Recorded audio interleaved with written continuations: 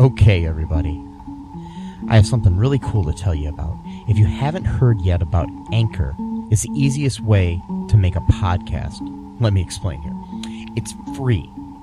There are creation tools that allow you to record and edit your podcast right from your phone or computer. Anchor will distribute your podcast for you so it can be heard on Spotify, Apple Podcasts, Stitcher, and more. You can make money from your podcast with no minimum listenership. It's everything you need to make a podcast in one single place. Now, the way that you can do this is you got to download the free Anchor app or go to anchor.fm and then you can get started. It's really fun. We just switched over recently here at All2ReelToo, and I'm enjoying it so far. So be sure to check it out and let us know what you think.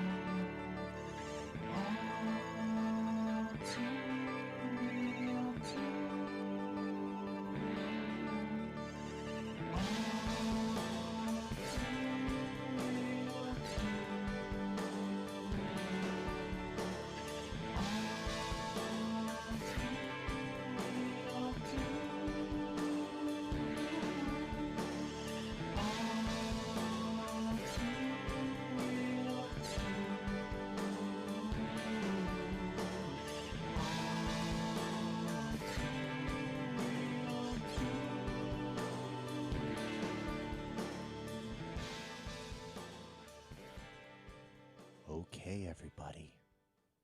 Okay. Welcome to the latest episode of All2ReelToo.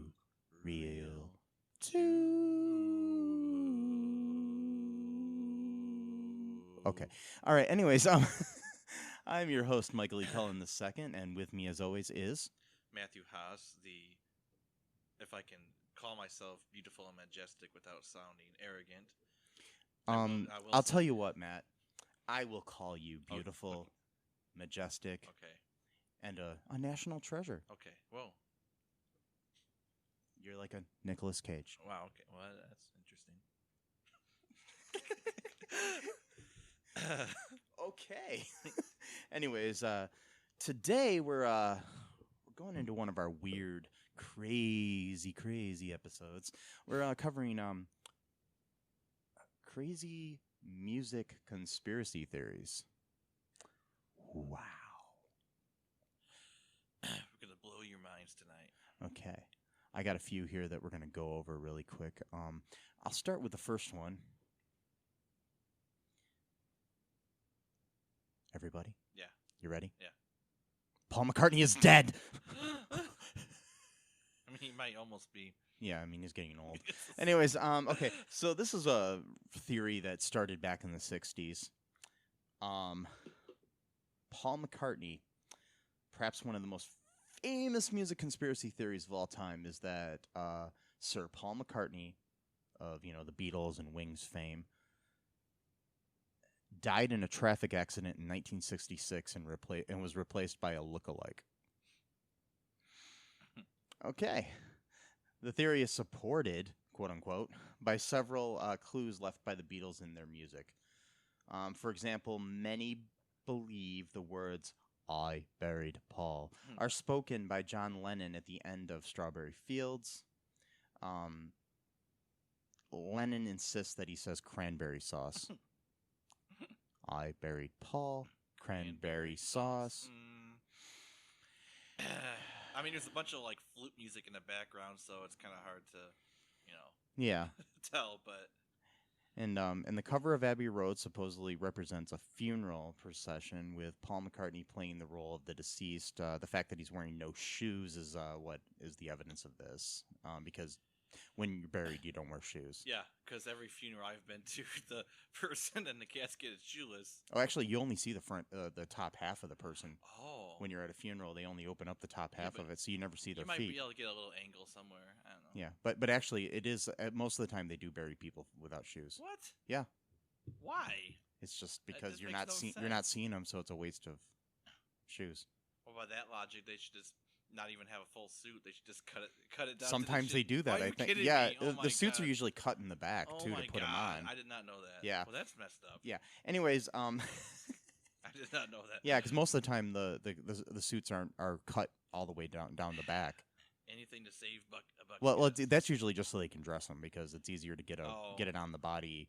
Because when you're dressing somebody else, it's kind of hard to. Oh yeah. Yeah. I guess.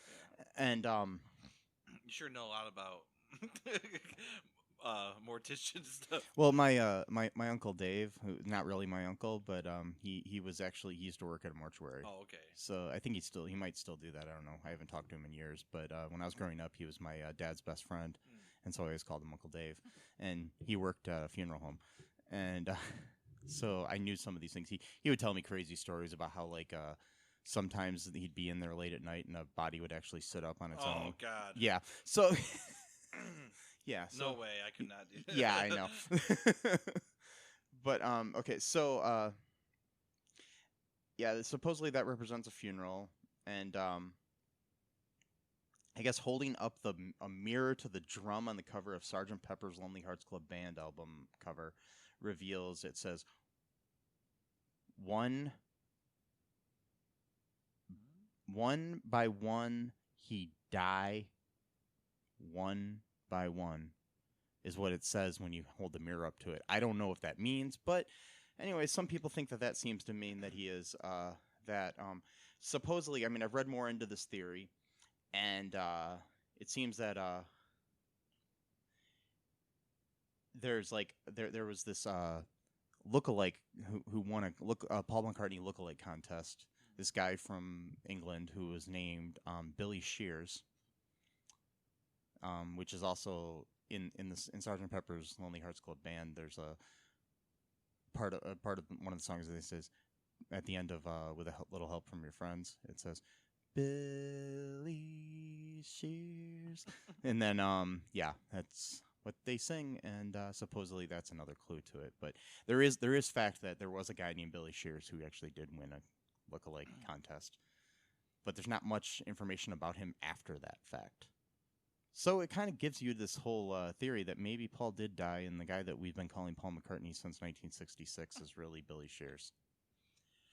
Oh, I have a question about that, though. Okay. So if, excuse me, if Paul died, and then they got someone to look like Paul play with them, and they wanted the people to believe that it was Paul, why would they then put in these little clues to say that Paul had died? It seems kind of contradictory. Yeah, exactly. Like, it's why like would you give both clues? sides of your mouth, like unless it's just kind of their like fuck you to the audience and be like, hey, we know what's going on, but we're gonna give little clues to it. And... Or maybe the management made them do it, and this is their way of like sneaking messages to the fans, like we can't tell you. Directly what's happening, but because they're watching us, type of thing. So we're gonna send you like little coded messages. I don't know. Yeah, maybe. I mean, I can. But see basically, that would mean like from 1966 until present day, everything that Paul McCartney's recorded wasn't really recorded. So like all of Wings. So he's music. a lookalike who's also a musical genius at the same time. Yeah, that guy really lucked out. I mean, like Live and Let Die and all these other things that he's recorded since then. I mean, maybe that's true. Live and Let Die. It's a little clue here. The real Paul McCartney only contributed to like 2 of the first Beatles albums, and then after that died. And then but those they happened to find a lookalike who was a musical genius. Right, and all those songs are better than the songs that the real Paul McCartney helped write. Because really, Sgt. Pepper is like the first Beatles record that really got serious. I mean, there's some good songs before that. I think Rubber Soul is where they changed, where they started to get, because I mean, I have a theory here, and I don't know if it's true, but the song Norwegian Wood, which is on that album, is all about somebody lighting a room on fire. Oh, wow. And killing the girl that he just slept with. Oh, wow. Okay, that's my theory, because, it says it says, when they go in there, it's like, we lit a fire, isn't it good, Norwegian wood? And then at one point they say the room was made of Norwegian wood in the song. And then when he leaves, it's like he says again, I lit a fire, wasn't it good, Norwegian wood, and blah, blah, blah. And I think he burned her to death. Why?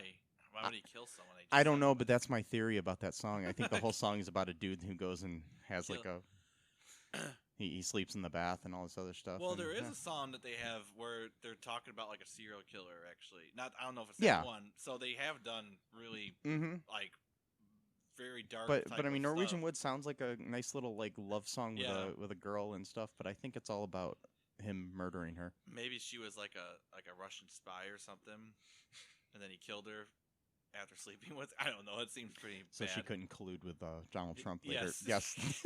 Yes. Like a 16-year-old Donald Trump at that time. Yes. Oh, I don't God. know. So or Norwegian spy. I don't know. Yeah. So basically that's that theory. I'll let you cover the next one here. It's the Avril Lavigne one. Yes. Okay, so this one. Oh yeah. First off, though, what do you think about that theory? Do you think it could be true? What, the Paul McCartney is dead? I don't know. I mean, I don't want it to be true, for one thing, because that would mean that, all these years, someone who's not even Paul McCartney wrote all these great songs for the Beatles and for Wings and doesn't get credit. And doesn't get credit for any of it, and he has to live this life. I mean, granted, he's making lots of money, and he's, he gets to, he got married and stuff like that or whatever, and has kids, but how would it? I mean, how would that work out for him? Like actually talking to his real family. Like how would he spend time with his real? You know what I mean? Like would he have to pretend? Unless he was Paul completely McCartney? Like unattached to anybody in his life that's the only thing whatsoever. I think of. Maybe he was like a dock worker who just jumped ship somewhere and has no connections to anyone and just has no mom, dad, or brothers or sisters, or it's no problem to take on a completely different persona. I don't know. I don't think it's true. I don't think any of these theories are true. They're interesting, but I don't think they're true. But on a scale of 1 to 10, I think that this is maybe a 2. Yeah. That's just my guess. Okay, so what's the next one here? This one is Avril Lavigne is also dead. Just a quick hint here: most of these have to do with them being dead. So, or dead, or pretending to be dead, or something of that nature. So this one has quite a few different sub theories within the main theory. The main one is that Avril Lavigne died sometime shortly after her 2002 album came out. I'm not sure what it's called. The one that had Skater Boy on it.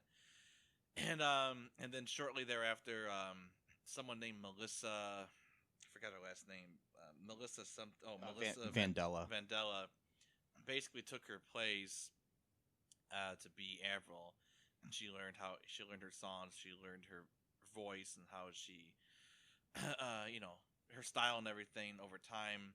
And then the theory goes is that the way that there's evidence for the theory is that over time, because this doesn't happen in real life, when you're 17 years old in 2002 and in 2018, you slightly change in how you look and your physical appearance, and how your voice might change a little bit, and also your interest might change a little bit in a 16-year time span. That doesn't happen when you're 17 years old and now like 34.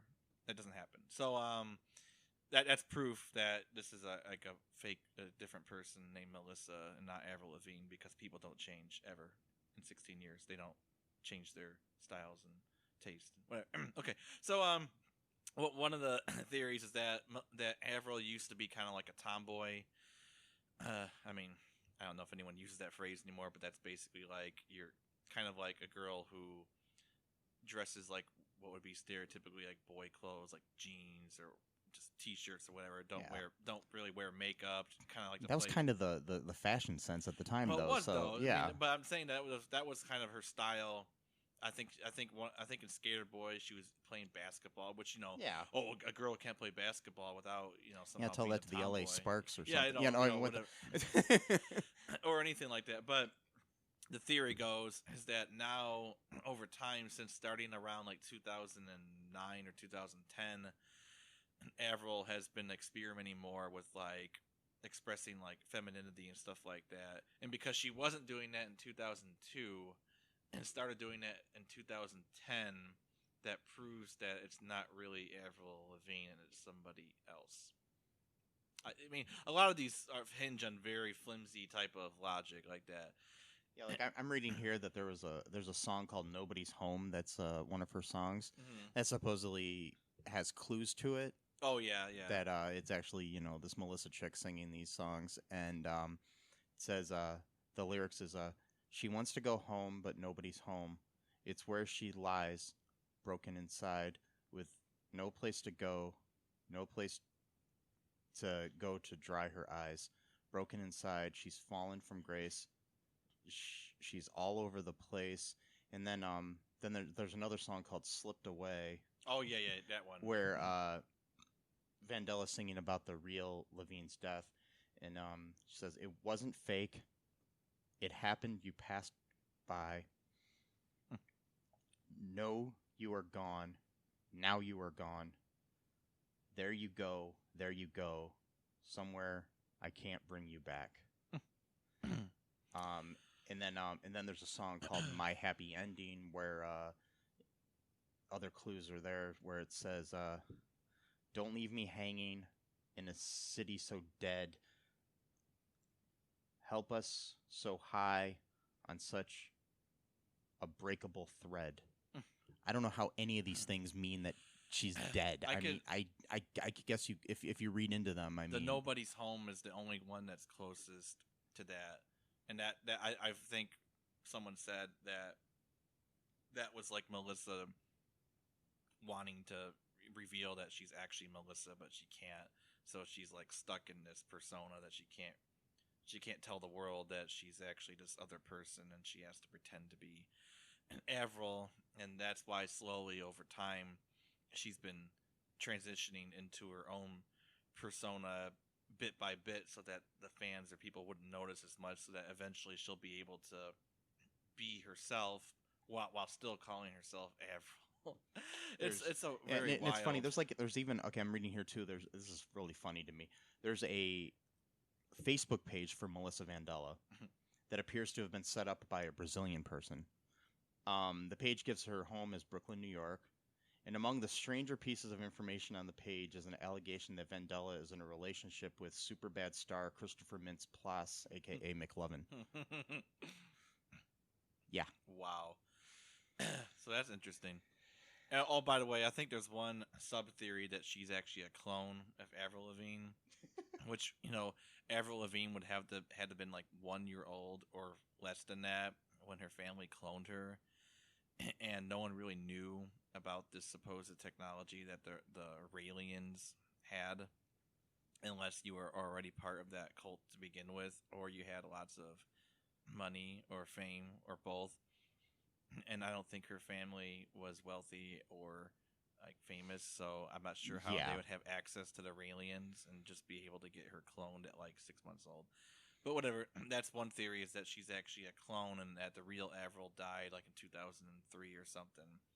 And yeah, I've read other things. I don't know. I can't find the page that I had found this on, but they had talked about that. I guess supposedly she does have the name Melissa tattooed on her somewhere. Oh yeah, and then there's other things where I guess she did have somebody that worked for her named Melissa Vandella or something, and supposedly Melissa looked enough like her that she would actually pose as her from time to time. Yeah, like when the paparazzi were bothering her. Yeah, and she would wanted just to go hide. out. Yeah, supposedly, I don't know if any of that's true, but I guess it is possibly true. That's part of the theory, is that sometimes she didn't want to have to deal with people asking for pictures or whatever, autographs. So people have body doubles all the time. I mean, usually it's like dictators, Saddam Hussein or Adolf Hitler or other people had lookalikes, but it's just, I don't know. It's just kind of crazy. For Avril Lavigne, she's not like a dictator of some failed state or something like that. I mean, maybe she's the dictator of Brazil because all this stuff seems to be coming from Brazil. Maybe she is. And I just didn't find out about this.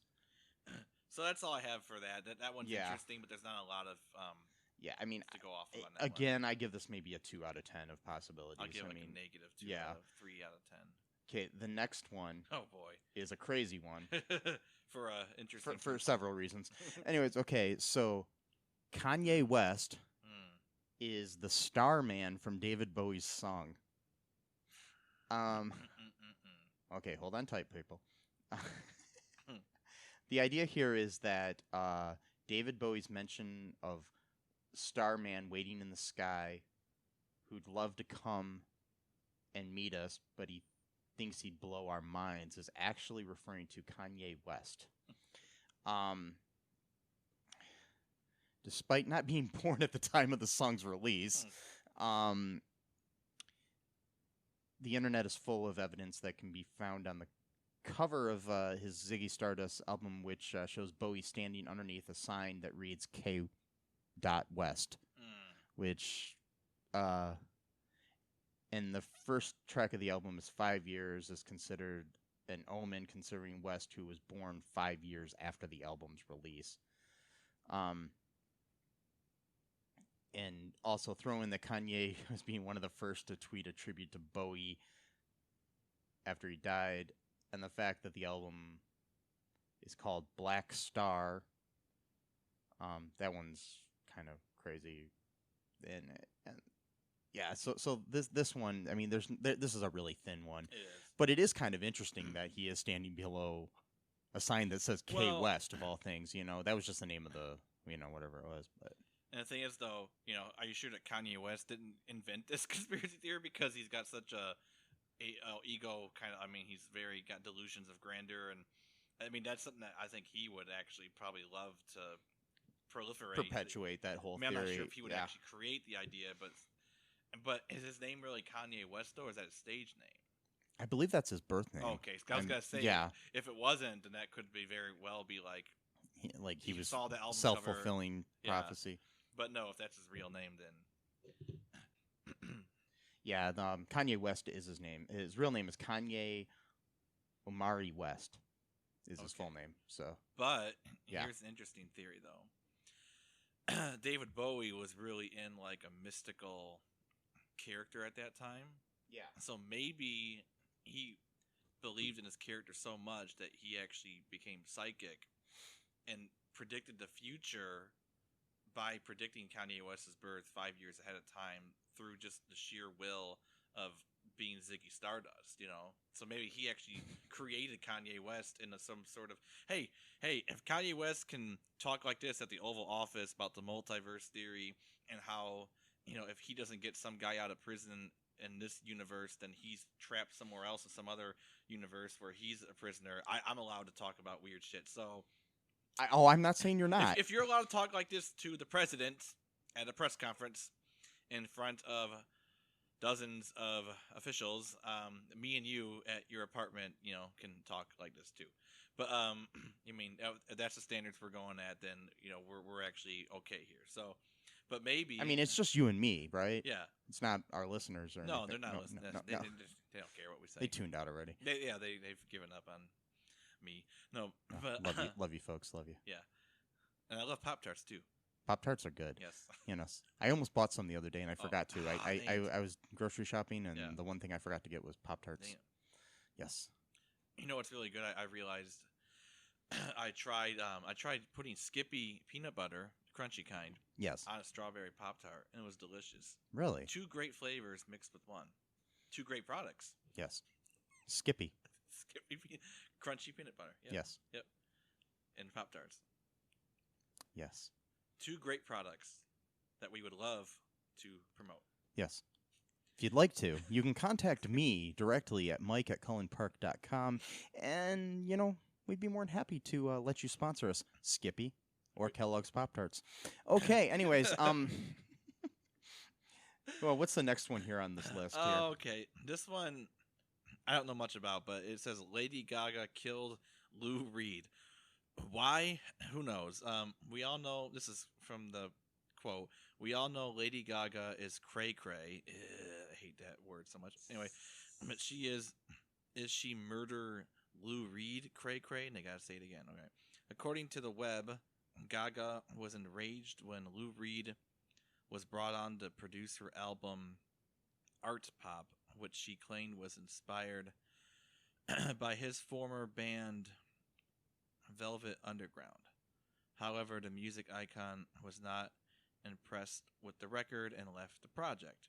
The next logical step to make, if you're sufficiently bananas, is that Gaga was so angry about Reed's dismissal of her work that she murdered him by injecting the singer with a poisonous substance that brought on liver disease.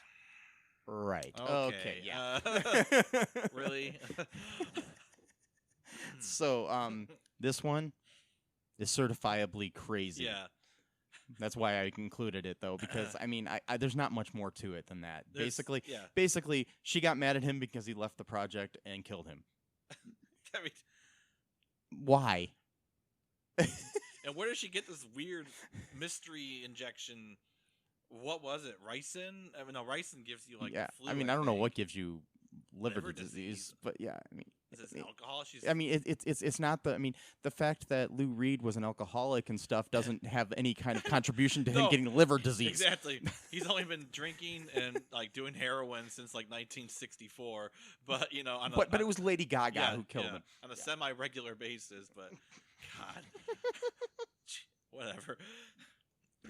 By the way, I love Lady Gaga. Me okay, too. anyways, No, me too. I'm just saying it's ridiculous. I just wanted to point that out. I really want to see A Star Is Born. I haven't seen it yet, but yeah, me too. Yeah, I mean, like by the time this probably airs, it'll be on DVD by then. But yeah, still, it's Oh yeah, definitely. I want to see that. Oh yeah. Anyways, the next one we have here is another wacko one, like most of these. Stevie Wonder isn't really blind. Oh, that's unique. Yeah, perhaps one of the most disrespectful music conspiracy theories on the list, I would say. Many people insist that he has been faking his blindness the whole time. One of the quote unquote evidence that they have for this is there's a clip from a performance where Stevie Wonder caught a mic stand that Paul McCartney knocked over. And then there's also clips of him reading an envelope at an awards ceremony. And the fact that he does go to sporting events like, basketball games and things of that nature. Because we're just not allowed to let blind people go to basketball games. Here's the take. Yeah, if you're seeing impaired or completely blind, don't bother trying to enjoy the finer things or even the nice little things of life. Because why? What's the point? Like what? I mean, like you can't go. Don't go to the beach, and because you can't see the sun. Like don't. I mean, what about all the people that listen to football and basketball games on the radio?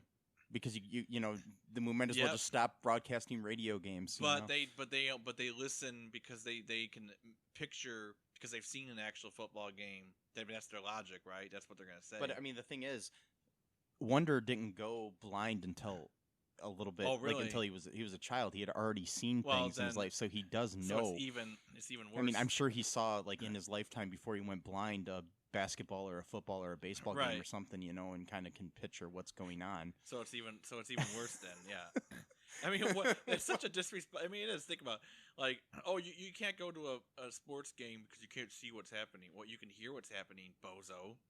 Oh yeah, but all you can hear is like crowds cheering and I mean, like football, you can't really hear what's going on usually but basketball you can hear all the sneakers squeaking and. And plus, I mean, who's not to say he just doesn't want to be there with his friends or family and just enjoy the noise of it all, people cheering and celebrating.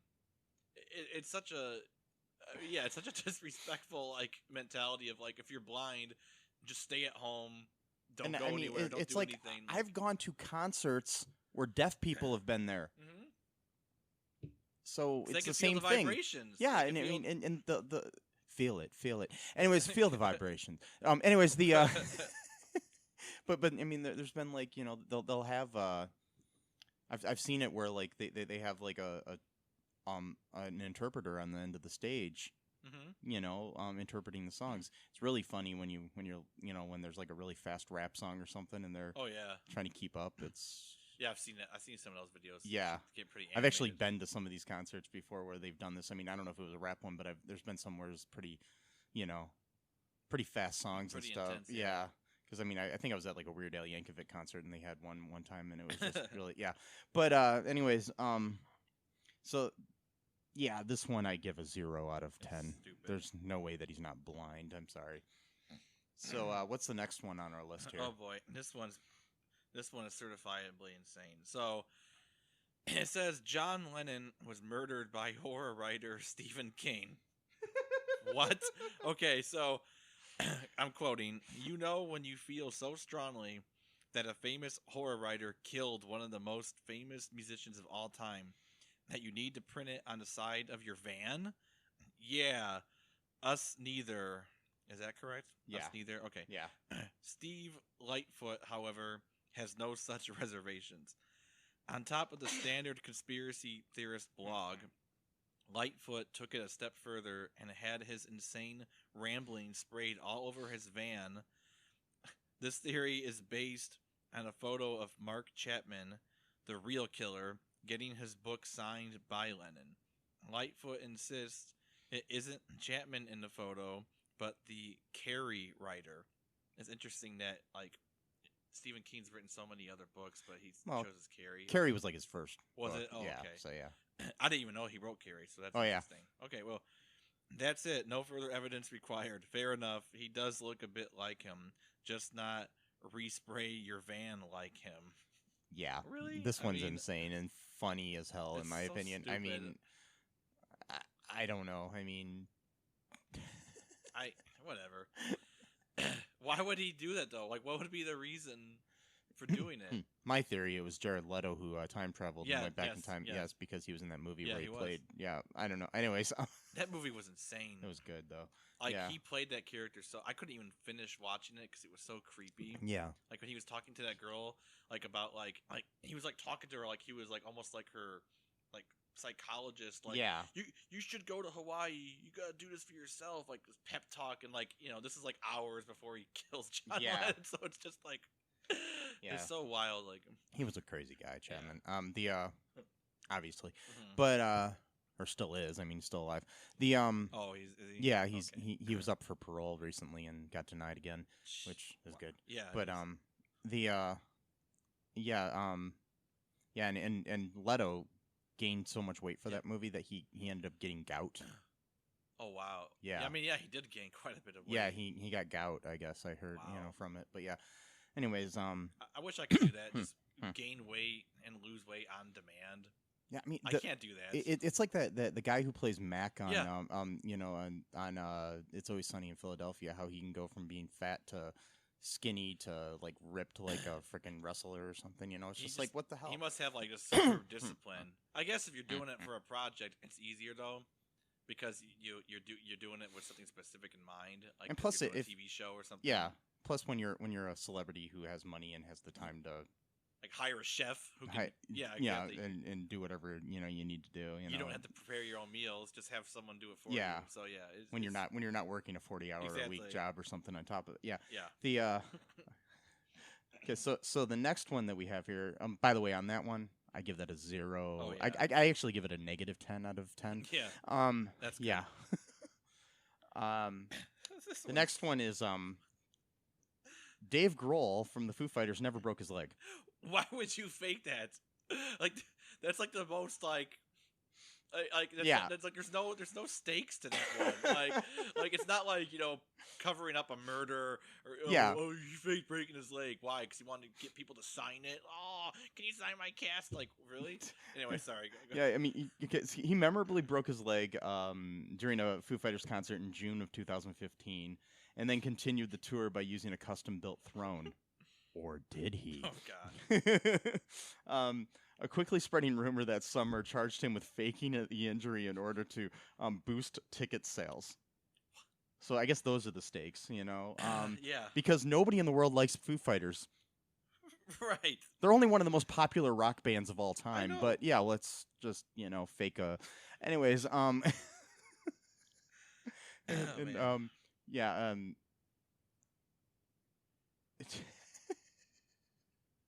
don't know. during a September of 2015 stop in Portland, Oregon, Grohl addressed it, and he said, "I think it's fucking rad. What if I didn't break my fucking leg? What if I jumped off stage and fell onto the ground and I made it look like it was a fucking emergency?" And they dragged me off to the side, and the band kept playing, and then 10 minutes later I magically fucking reappear on stage, and then I get somebody else's x-ray of a broken leg, and I make it into a t-shirt, and we make millions of fucking dollars, and I design this fucking awesome throne so I don't have to fucking stand up anymore. Imagine that. Wow. Yeah. That's like really elaborate plan just to sit Yeah, down. yeah, let's just like fake this whole thing just so we can get ticket sales. My thing is why would you pay more money to see him sitting down? Exactly. I would think that less people would come to the show because it wouldn't be as exciting. Yeah. Like when James Hetfield, Metallica, when he got that whole pyrotechnic disaster and it burned like half of his face or whatever. Yeah. For a long time, he just had to sit down with a cast and just sing into a microphone when one of his roadies were playing the guitar. Yeah, because he couldn't do it. And you could tell that it was a roadie. I mean, he was playing the right chords and everything, but you could tell by just his style. There's that not the passion in it that Hetfield would have. So it's like, yeah, I could sort of see the novelty of it. Like, I was at one of the concerts where he wasn't playing guitar, but like, did you enjoy it any better than, you know? If you would, if it was really him. Yeah. There's another like sub David Grohl theory here. Oh wow. Which is really insane. Some people seem to think that Grohl and Andrew WK, the singer-songwriter DJ who rose to success with the song Party Hard, are actually the same person. Oh my god. Okay. They don't look anything like Here's each the other. thing. They're both white dudes. Right. With long hair. That's it. That's it. Mm-hmm.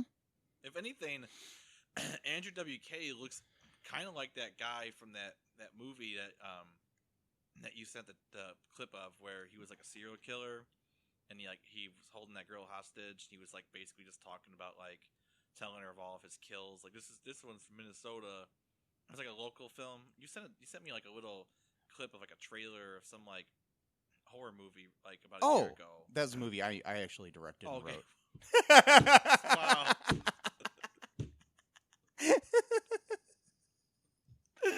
Wow. I feel like an asshole. No, that was that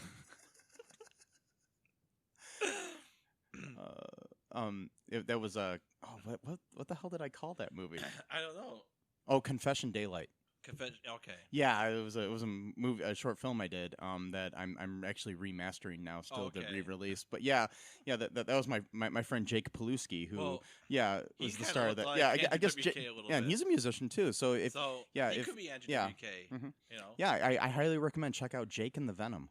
Okay. Yeah. Cool. They're a local band, and mainly it's just Jake. But Jake Paluski, look him up. He's also in other bands.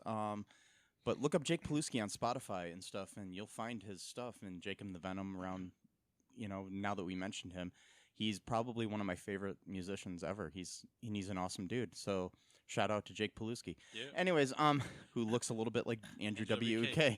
I feel like such an asshole here, but yeah, no, that's fine. The takeaway though is that I remember the clip from like 2 years ago. Yeah, and remember almost everything that happened in it. So there's that. It's the one where he's got a girl tied up. Yeah, that's mine. He's basically just like going through all of his kills, like, oh, this tastes like Kentucky or whatever. Yeah, something like that. Yeah, that was a completely improvised movie too. Like wow. I wrote the outline with Ryan A. Roth, another local musician, and then cast a local musician to play the part. Also, Dana Marie Giuliano starred in it too. Anyways, okay, so shout out to all of them. Anyways, so what's the next one that we have on here? Oh boy, this is Iron Butterfly's bassist was kidnapped and murdered. This one's pretty dark. All right, so Philip Taylor Kramer joined Iron Butterfly in 1974 and appeared on the albums Scorching Beauty and Sun and Steel, both released in 1975. Later, he returned to college to earn a degree in aerospace engineering, and after dropping Philip from his name, worked for the U.S. Department of Defense and then his own high-tech multimedia startup company. He became a family man along the way too. Then, authorities say, he suddenly committed suicide. The details remain darkly intriguing. Kramer went to LAX to pick up an associate in 1995, while reportedly in the midst of developing a groundbreaking method of transporting information and matter through space. Soon after that, Kramer suddenly called 911 to report that he intended to kill himself, then vanished. 4 long years passed as family members strenuously argued that foul play was involved. Finally, Kramer's 1993 Ford Aerostar van was found by hikers at the bottom of a Malibu ravine with his remains inside. Police ruled it a probable suicide, but others weren't so sure. In particular, because of the revolutionary work Kramer was then doing. Taylor, quote, Taylor had told me a long time before there was people giving him problems, Kramer's father argued. They wanted what he was doing, and several of them had threatened him. He told me, if I ever say I'm gonna kill myself, don't you believe it. This one actually sounds possibly legit. Yeah, like the whole secret government project and shit like that, and yeah. This one I give a 9 out of 10. I would say, yeah. I'm giving it a really high score because I kind of believe that maybe he, especially with his father saying that, you know, if I say I'm going to kill myself, don't believe it. Right. And plus, too, why, if you're going to kill yourself, why would you call someone to say that you're going to kill yourself? Yeah. And not just do it. Yeah. And then vanish. Like, what would be your... I mean, I guess you could say the person was having just like a freak out mental state or whatever by doing those kind of contradictory things, but it seems kind of weird that you would go call 911 and say you're going to do something, which they know they're going to send someone, then try to prevent you from doing that very thing that you want to do. I don't know. And then just vanish. Seems kind of far-fetched, yeah. Oh, I mean, it's like the whole thing with like David Kelly, from the UK back in 2003.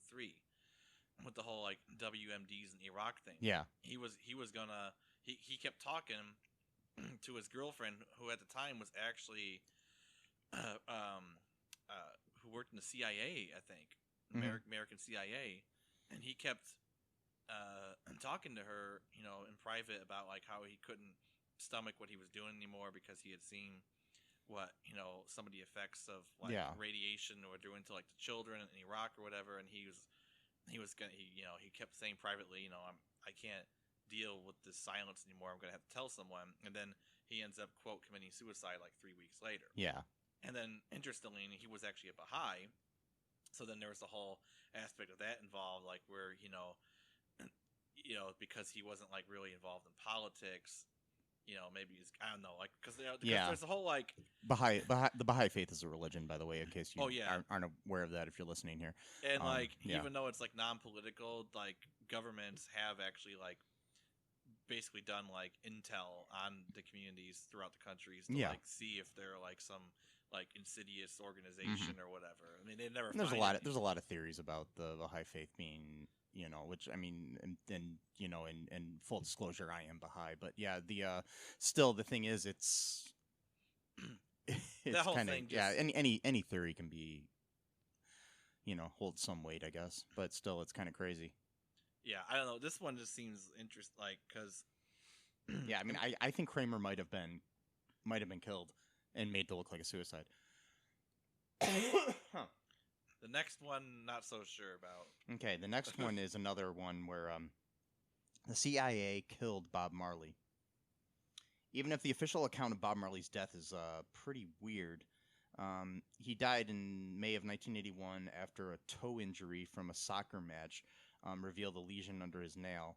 Diagnosed with a malignant melanoma, Marley refused to have the toe amputated. The cancer spread throughout Marley's body, eventually killing him. Now, conspiracy theorists say it wasn't that simple. The CIA supposedly set their sights on Marley, whose growing influence and message of peace went contrary to its goals. because I mean, I'm say what you want about the CIA, but I'm pretty sure they want peace in the world too. Even though they do a lot of things, but I don't think I'm just saying. The son of a former CIA director, William Colby, reportedly gave Marley a pair of boots adapted with a poisonous coated copper wire near the toe. Some believe that Marley tried on the boots and inadvertently sealed his demise. Others believe the CIA had already tried to take Marley out with sharpshooters who missed their target. Marley had, in fact, survived a 1996 assassination attempt by 3 gunmen at his home in Jamaica. Wow. Yeah, I highly recommend. There's this podcast I listen to called Behind the Bastards. No, not that one. I'm sorry. No, Behind the Bastards is not it. Disgraceland. Sorry. Listen to Behind the Bastards as well. It's a good one, too, about all these, creepy CIA and all these other things. But the one that I listen to, Disgraceland, they have an episode about Bob Marley, and they go into a lot of this stuff. They don't go into the CIA trying to kill him thing, but they do go into the assassination attempt on him and things of that nature. It's really, really in depth and more than we can get into here, but I recommend checking that out. It's a really good podcast, anyways. Disgraceland. Okay, so this one I don't buy at all. Yeah. I mean, there's a possibility maybe a 1 out of 10, but it's just still. Well, it's so bizarre. I mean, it's like you're saying before, like someone had already tried an assassination attempt by 3 gunmen, but to like make some weird shoe, it just I don't know. It seems that weird, seems. Like, yeah. I mean, it's possible. I know that they make weird items, like back in the day with like spy pens and stuff that could shoot like poison at you or whatever. But like, I don't know. It's kind of crazy. If anything,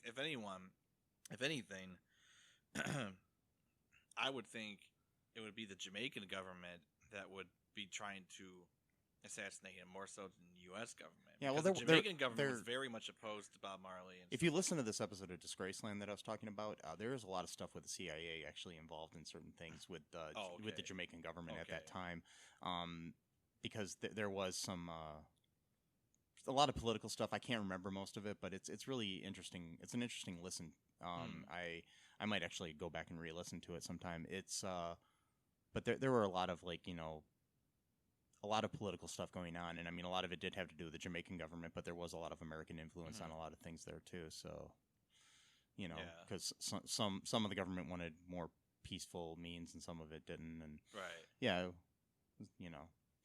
I don't know. It's kind of scary either way, but I don't know. Like I said, I don't really buy that the CIA killed him. What's the next one here that we got on the list? This one is Hotel California was about devil worship. The Eagles' chart-topping 1977 single, Hotel California, has long been associated with Satan. You like that? Yeah, that was good. With Satanism in certain circles. The lyrics dotted with a vain attempt to kill a beast, specific references to hell, and an admonition that guests may never leave, probably got this rumor started. The gatefold image inside certainly didn't help. There, the Eagles members and a group of fans are seen standing in the courtyard of a Spanish-style inn. Above them, on a balcony, looms a mysterious figure who some theorize, is Anton LaVey, founder of the Church of Satan. The photographs, according to one theory, were taken on the church grounds. Some of the elements of this theory even made their way into the mainstream media sources, including the Milwaukee Sentinel. The shadowy figure was, in fact, a woman hired for the photo shoot, and they were definitely not at LaVey's church. The cover shot is from the Beverly Hills Hotel, while the gatefold photo was taken at a then newly renovated inn called the Lido on the corner of Yucca Street and Wilcox Avenue in Hollywood. The hotel was later turned into an apartment complex. I mean, I've heard this theory, and I've actually seen video and footage Really? on YouTube where they try to say that is Anton LaVey, but I don't buy it one bit. I've always heard theories that the song was about death. That was the main one I had heard. Yeah, I mean, it makes sense because if you listen to the lyrics, and I mean, that might be what the song's about, but I don't think there's any kind of Satanism. Yeah, I never got that from the No. song. Just the idea, like, you can check in, but you can never check out. And even if the song is about devil worship, I don't think it's Anton LaVey on the cover. I mean, on the gatefold or the album or whatever. Yeah. And plus, too, if they wanna get really specific into this, Anton LaVey's Church of Satan is an atheistic religion. Yeah, they don't really worship believe Satan. in a demonic force. Yeah, it's all symbolic to them. Mm-hmm. It's about like the animalistic forces within humanity, that those things should be celebrated rather than suppressed, as most of the religions teach. Yeah, because I mean, most like the Church of Satan specifically, they do things like put up statues in front of courthouses and stuff like that because they just want to prove the point that having the Ten Commandments in front of the thing is kind of ridiculous because of the separation of church and state, and people. And they're doing it as an atheistic sort of thing, or just as some of them might even believe in God too. They might just be members of the church just because they want to prove political aspects wrong, not necessarily religious aspects of things wrong. It's you either you either become like almost like a Hindu about it and just all religion or no religion. Yeah, but you can't have both. You can't have it one way where only 10 commandments. No. I want a statue of like Hindu laws. No. Well, it's like so it's either all or none. I mean, really, you can't have it. Yeah, I mean, and people don't understand that the United States is not a Christian country. We were founded on the fact that we were, escaping a country that enforced religion on their people. Right. And most of the founding fathers were Freemasons, and at that time, being a Freemason was hated by most religious people. And so, I mean, and a lot of the founding fathers weren't even Christians, so they were like Universalists and other things. It's just it's Benjamin Franklin was a deism. Yeah, which believes that there is a God, but the God created the world, a universe, and then just left everyone to do what they wanted. Yeah.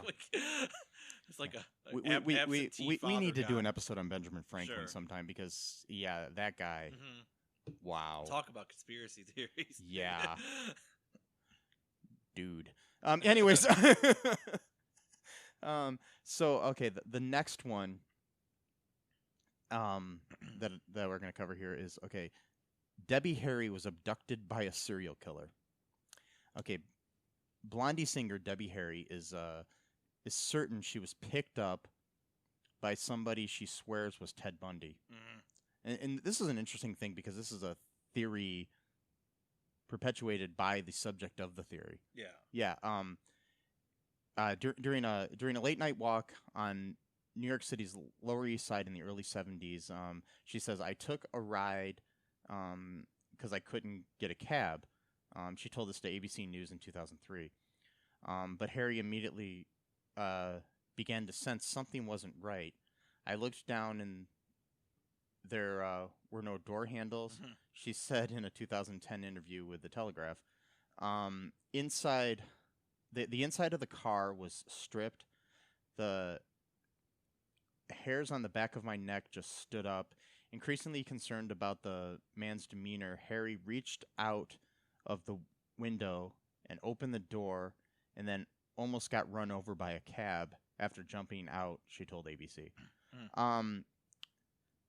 Harry didn't decide that a strange encounter was actually with Bundy until 1989 when he was executed. She began sharing the story with the news media not long after. The problem, Bundy wasn't known to have visited the Big Apple then or at any other time in his life. He didn't officially begin his abduction and murder spree until early 1974, and those first crimes took place in the West Coast. Later, Bundy escaped to Florida from a Colorado jail before he was finally caught again in the late 70s.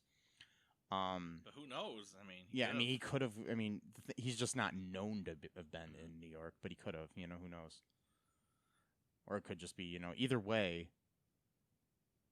I'm pretty sure that Debbie Harry was smart to get out of that fucking car. Yeah, yeah, no door handles, really. Yeah,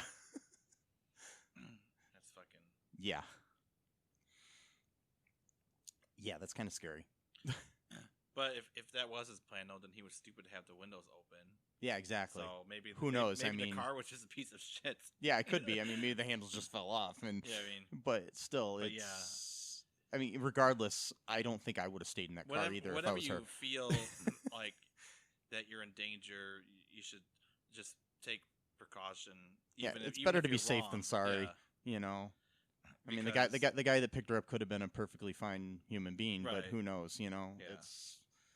Yeah. But I mean, I'd say like a 2 in 10 chance that might have been Bundy. Yeah. I don't know. But yeah, we got a last one here for this episode, and I think we're gonna cover more conspiracy theories in a future episode. Yeah. This one's getting kind of long, so that's why I want to cut it off. We do have a lot that we can cover, but we'll just cover one more for today, and then we'll have a part 2 for you guys, with maybe some added bonus type stuff in the future. Ooh, yeah. All right, this one is Kiss blood ended up in Sports Illustrated. Okay, I'm not sure. It says this was weird. All right, so it said Kiss has never been shy about merchandising, publicity stunts, or a bit of very dark humor. Kiss casket, anyone?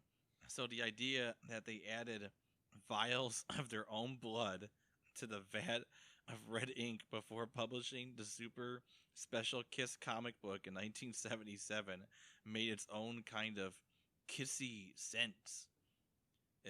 The story went that they flew to Marvel's printing facility in upstate New York, had their blood drawn by a registered nurse, and then added it before a notary public who served as an official witness. But then it got weird, or weirder.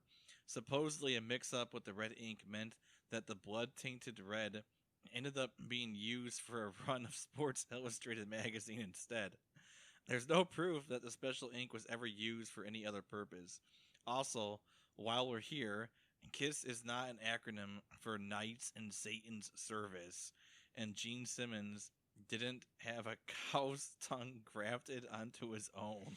Yeah, I mean, the thing is, the whole blood thing is true. They did. There was a KISS comic book that they did for Marvel where they did. It was actually known to be printed with the blood of KISS in it. Wow. Yeah. I remember reading about this before a long time ago, but I'd never heard before reading this the whole Sports Illustrated mix-up thing.